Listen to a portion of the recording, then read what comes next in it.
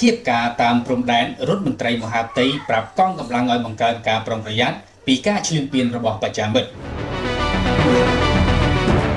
ថ្លែងចែករំលែកព័ត៌មានជំវិញនឹងការវិវត្តសភាពការនៅក្នុងប្រទេសថៃរដ្ឋមន្ត្រីក្រសួងមហាផ្ទៃលោកឧបនាយករដ្ឋមន្ត្រីសសុខាបាននិយាយថាថៃកំពុងព្យាយាមបង្វែរបញ្ហាផ្ទៃក្នុងប្រទេសដ៏រញ៉េរញ៉ៃរបស់ខ្លួនមកភ្ជាប់នឹងរឿងព្រំដែនជាមួយកម្ពុជាដើម្បីឲ្យមានការប្រឈមមុខដាក់គ្នាដោយកម្លាំងប្រដាប់អាវុធតាមខ្សែបន្ទាត់ព្រំដែនក្នុងន័យនេះរដ្ឋមន្ត្រីមហាផ្ទៃបានប្រាប់ឲ្យកងកម្លាំងនគរបាលជាតិបង្កើនការប្រុងប្រយ័ត្នពីការឈ្លានពានរបស់បច្ចាមិត្តយោងខ្លឹមសារដែលចេញផ្សាយដោយក្រុមអ្នកនាំពាក្យក្រសួងមហាផ្ទៃក្នុងគ្រាចុះសួរសុខទុក្ខនិងសំណេះសំណាលជាមួយកងកម្លាំងនគរបាលការពារព្រំដែនក្បែរតំបន់មុំបីនាព្រឹកថ្ងៃទី11ខែមិថុនាឆ្នាំ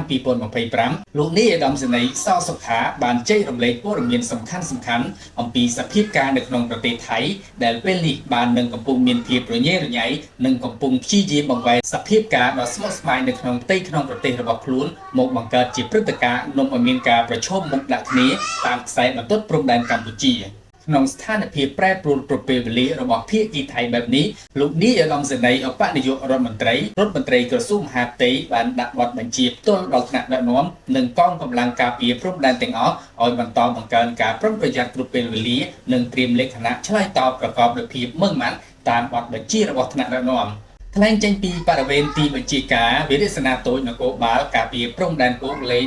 105ស្ថិតនៅភូមិសែនដេជះឃុំមរកតស្រុកជុំខ្សាងខេត្តព្រះវិហារនាយឧត្តមសេនីយ៍សសុខាក៏បាននាំភាពកក់ក្ដៅនិងធម៌ពលអង្គអាចពីសម្ដេចធិបតីប្រមុខរាជរដ្ឋាភិបាលកម្ពុជាទៅគ្រប់គ្រងនគរបាលការពារព្រំដែននៅតំបន់មុំបីដែលបាននឹងកំពុងឈរជើងបំពេញតួនាទីនិងភារកិច្ចការពារដែនដីអធិបតេយ្យភាពជាតិជាមួយកម្លាំងកងទ័ពនៃកងយុទ្ធពលខេមរៈភូមិន្ទផងដែរលោកបានថ្លែងចាត់ទុកបេសកកម្មរបស់នគរបាលការពារព្រំដែនជាពិសេសក្នុងកលៈទេសៈរងការប៉ុនប៉ងឈ្លានពានពីកងទ័ពថៃនាពេលនេះជាការបញ្ជាក់នូវស្មារតីគៀកស្មារយ៉ាងរឹងមាំនៃកងកម្លាំងរបស់ជាតិដូចគ្នានឹងស្មារតីរួបរวมគាំទ្ររដ្ឋាភិបាលរបស់ប្រជាជនខ្មែរទាំងក្នុងនិងក្រៅប្រទេសនាយឧត្តមសេនីយ៍រដ្ឋមន្ត្រីក្រសួងមហាផ្ទៃបន្ថែមថារដ្ឋាភិបាលនិយាយជារួមនិងដោយឡែកក្រសួងមហាផ្ទៃក្នុងនាមជាសេនាធិការរួមទាំងថ្នាក់ដឹកនាំរបស់រដ្ឋាភិបាលថ្នាក់ក្រោមជាតិនិងស្នងការដ្ឋាននគរបាលគ្រប់រាជធានីខេត្តបានសហការគិតគូរប្រកបដោយការយកចិត្តទុកដាក់ខ្ពស់